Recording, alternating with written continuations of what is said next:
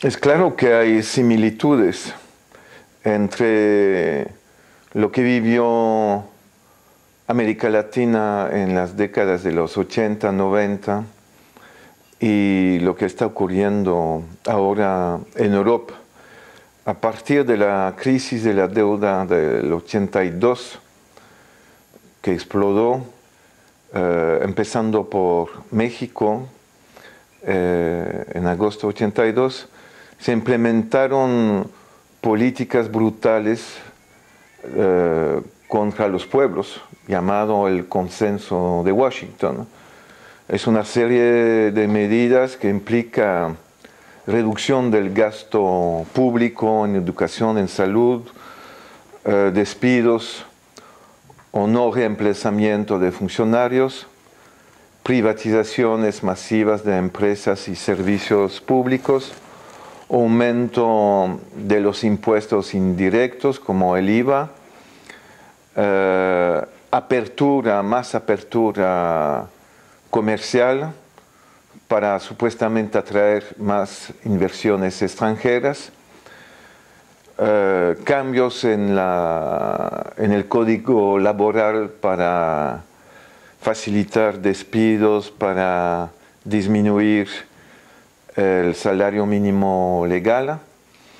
Entonces, imagino que ustedes oyendo esto ya pueden hacer la comparación. Es que es exactamente las recetas implementadas en España, en Portugal, en Grecia, en Italia y en toda Europa. Francia o mi país, Bélgica, están ante este tipo de política en los 3 o 4 últimos años. Entonces, al nivel de la política de austeridad, política de ajuste, hay una comparación entre lo que vivió América Latina con el pretexto del reembolso de una deuda pública y lo que está viviendo Europa en los 2 o 3 últimos años, con también el pretexto de la deuda pública que hay que reembolsar. Es una primera comparación y la pregunta es ¿cuántos años nos va a costar a nosotros los europeos para sacar las lecciones al nivel de las mayorías sociales, que son políticas nefastas y que hay que acabar con ellas? En América Latina el cambio empezó, hubo rebeliones, claro, en los 80 y 90 en varios países de América Latina, pero los cambios realmente al nivel político de gobierno empiezan con la elección de Chávez en 98, en diciembre de 98 en Venezuela, luego la rebelión de Argentina de diciembre de 2001 y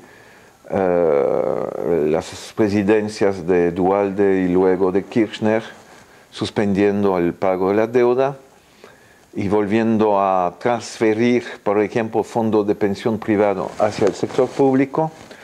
La elección de Lula en 2002, la elección de Tabaré Vázquez en Uruguay, la elección de Evo Morales en 2005 en Bolivia y de Rafael Correa en 2006.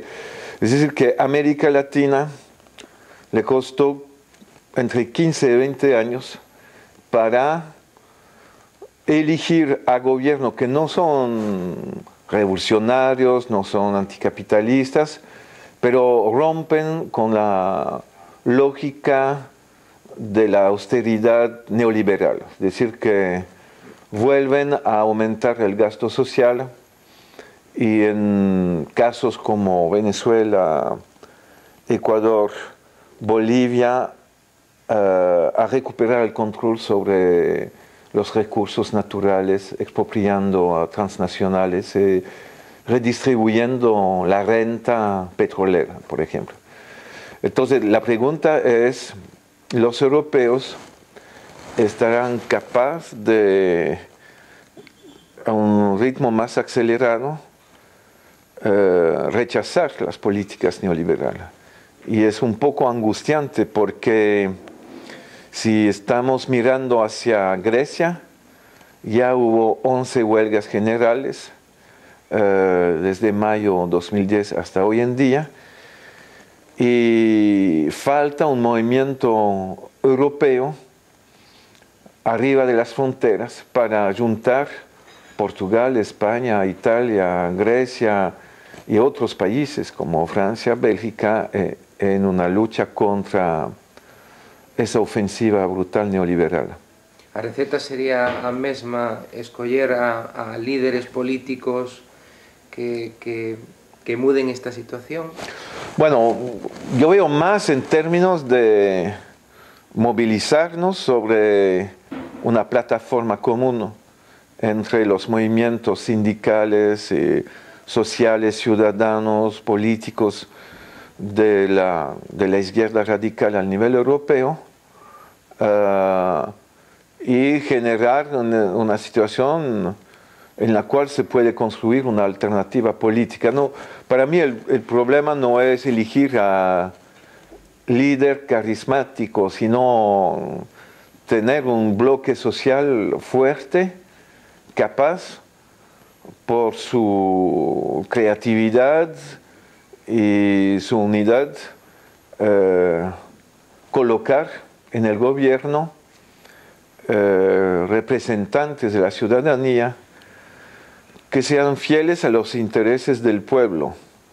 Yo recuerdo una frase famosa del líder de los mineros británicos, de la gran huelga de los mineros británicos que duró casi 12 meses en 84-85 contra la voluntad de Margaret Thatcher de privatizar y luego cerrar las minas. El dirigente Arturo Scargill decía: precisamos un gobierno que sea tan fiel a los intereses del pueblo como Margaret Thatcher es fiel a los intereses de los ricos y de la burguesía británica.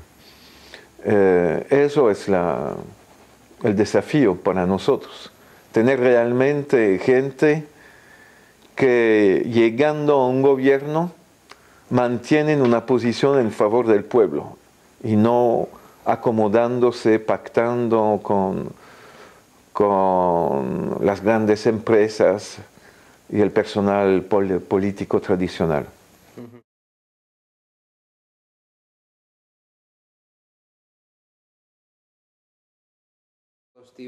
Bueno, hay dos cosas. Es que, bueno, en España solamente 18% de la deuda total española es pública. Entonces, 82% es privada. Y la gran mayoría es una deuda de los bancos mismos y de las empresas no financieras, el sector de la construcción, por ejemplo, muy endeudado y al borde de la quiebra o en quiebra. Entonces, ese sector se endeudó, esas empresas se endeudaron muchísimo, porque España, siendo parte de la zona euro, los bancos alemanes y franceses, que tenían mucha liquidez, buscaban cómo colocar sus excedentes de capital. Y les pareció muy rentable otorgar créditos a empresas privadas españolas, con la idea que, como es la misma moneda, si hay un problema, va a intervenir el Banco Central Europeo para proteger a los bancos alemanes y franceses, porque los gobiernos franceses y alemanes tienen una influencia muy fuerte sobre el Banco Central, y porque la idea es que son bancos too big to fail, demasiado grande para caer, entonces que siempre será rescatada por sus gobiernos y el Banco Central Europeo. Entonces se otorgó una cantidad enorme de créditos. Bueno, también hubo endeudamiento de las familias y españolas. ¿Por qué? Porque con la burbuja inmobiliaria los precios de la vivienda estaban subiendo, entonces parecía racional comprarse un apartamento, una casa, que años después valdría más. Y entonces la idea era que era muy fácil reembolsar el crédito hipotecario porque el valor de la vivienda habrá subido, cuando en realidad era una burbuja especulativa. Y en un momento dado cae el precio de la vivienda y ese razonamiento que parecía racional y que estaba estimulado por la publicidad que hacían las agencias hipotecarias, las cajas de ahorro, los constructores de vivienda. Bueno, en un momento dado, cuando explotó la burbuja, la gente se encuentra en una situación dramática. Puede ser expulsada de su vivienda, como tú sabes, y seguir con una deuda, porque ustedes en España tienen la peor ley que hay al nivel de Europa y comparado con Estados Unidos. Es decir, que el banco puede quitar la vivienda a la gente que no sabe pagar su deuda y luego hace el cálculo cuánto vale la vivienda ahora, pero el precio ha caído, y cuánto queda por pagar de la deuda. Y la diferencia es todavía a cargo de la familia. Cuando en Estados Unidos es diferente. Si el banco expulsa a la familia de la vivienda, se queda con la vivienda el banco, pero no hay más deuda. Es decir, que ustedes en España tienen una ley totalmente favorable a los bancos, a las agencias de crédito hipotecaria y en contra del interés de la población.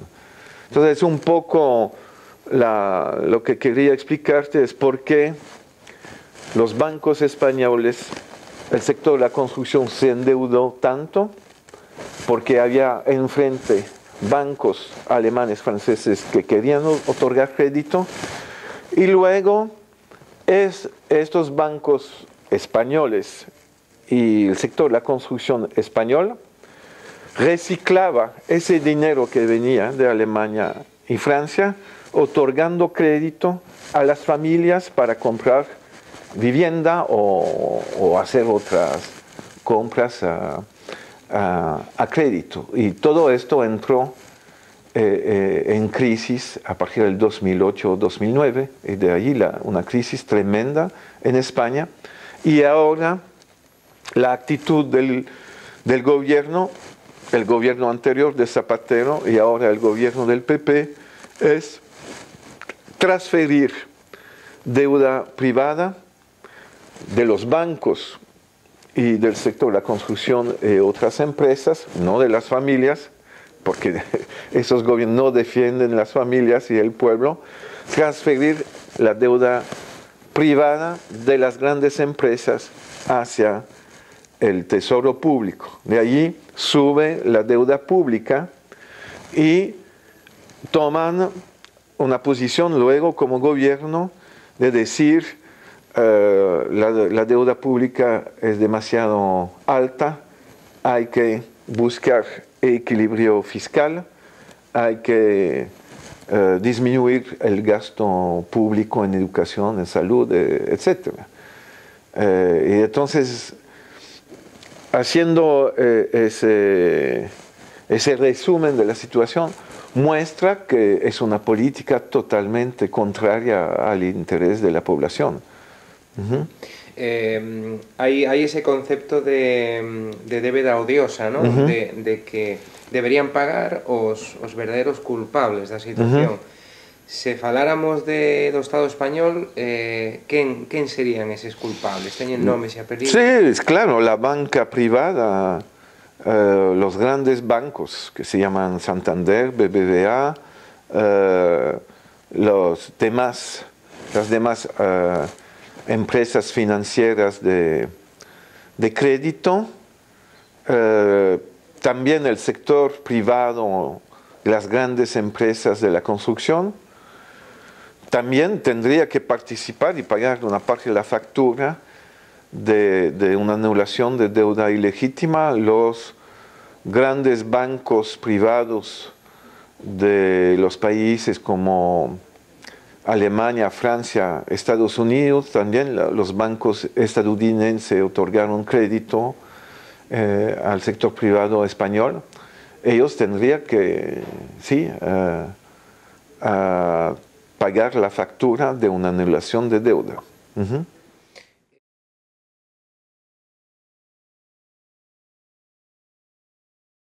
Es totalmente injusto, inaceptable.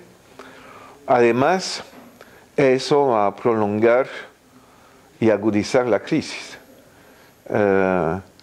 Es claro que en un periodo de crisis económica, la lección que ha sido sacada de las crisis previas del capitalismo, y lección incluso sacada por economistas procapitalistas. Me refiero a un gran economista del siglo XX que es John Maynard Keynes, que era consejero del gobierno británico en los años 30 y después de la Segunda Guerra Mundial, y también que es un economista, Keynes, que influyó al presidente Roosevelt de Estados Unidos a partir del año 1933. Bueno, ¿qué decía Keynes? Que en periodo de crisis es fundamental aumentar el gasto público y proteger el poder de compra de las mayorías sociales, los salarios de los jubilados, porque eso genera demanda que permite vender mercancías y servicios y entonces relanzar la actividad económica. En un periodo de crisis como la actual y como el capitalismo lo ha vivido en los años 30, la inversión privada de las grandes empresas cae y entonces si no hay inversión pública, gasto público y consumo de las mayorías, no hay crecimiento económico. Entonces la política del gobierno del PP y antes del gobierno de Zapatero es una política que se llama procíclica, es decir, que refuerza el ciclo económico cuando está a la baja, refuerza la tendencia de la crisis hacia profundizarse. Y lo que es necesario, decía Keynes, es una política contracíclica, contra el ciclo económico que está hacia la recesión. Entonces, esa política va a profundizar la crisis, la política llevada a cabo por el gobierno del PP, y por supuesto es injusto, porque es aplicar, yo diría, el régimen de la doble pena contra la ciudadanía. La ciudadanía ya es víctima de la burbuja inmobiliaria, se ha perdido mucho puesto de trabajo,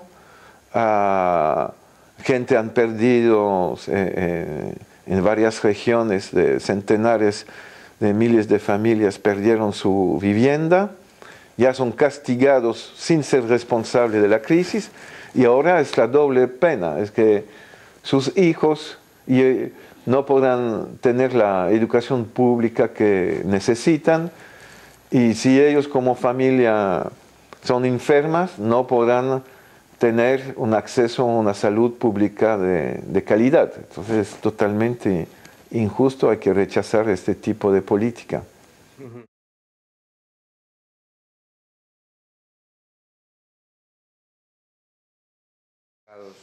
Bueno,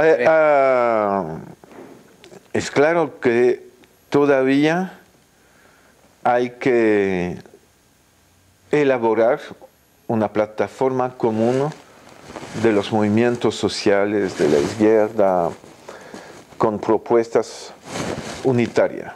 las propuestas que yo hago, que defiendo con el movimiento que animo, que es el Comité por la Abolición de la Deuda del Tercer Mundo, es lo siguiente: movilizarse como ciudadanía haciendo una auditoría ciudadana de la deuda pública para identificar la parte ilegítima y movilizarse para obtener que los gobiernos anulan esa parte ilegítima, lo que implica una lucha en las calles, en las plazas públicas. No es solamente una lucha intelectual de estudio de la deuda. Primero hay que analizar la deuda colectivamente. Es posible identificar la parte ilegítima, pero luego viene el combate político. Hay otras medidas complementarias. Entonces, eso, si logramos anular la parte ilegítima, que es una parte importante de la deuda, es claro que el presupuesto del poder público va a ser liberado del pago de esa deuda. Es decir, que vamos a reencontrar margen financiera para financiar gastos sociales, ayuda a los parados, creación de empleos, mejoramiento de la salud pública y de la educación pública, construcción de infraestructuras para transporte colectivo en lugar de la prioridad al transporte individual, etc. También entonces tener una visión de una alternativa al modelo capitalista productivista para tener un modelo de desarrollo socialmente justo y respetuoso de la naturaleza. Otra medida fundamental para mí es la expropiación de los bancos privados capitalistas, transformarla en empresas públicas bajo el control de la ciudadanía, porque claro, tú puedes tener un banco que tiene un estatuto público, pero que su filosofía no es el bien común, sino buscar acumular ganancias, acumular capital. Entonces precisamos un sistema de depósito para proteger a los ahorristas y un sistema de crédito a las familias y a las empresas que respetan el bien común y que brindan crédito para proyectos que rompen con el modelo capitalista productivista. Y para esto la ciudadanía tiene que incidir, controlar el funcionamiento de los bancos públicos. Es claro que es una medida fuerte. Expropiar a Santander, BBVA, etcétera, no es cualquier cosa. Implica una movilización popular. Y implica también recuperar el costo del saneamiento del sistema de crédito, las cajas de ahorro, los grandes bancos.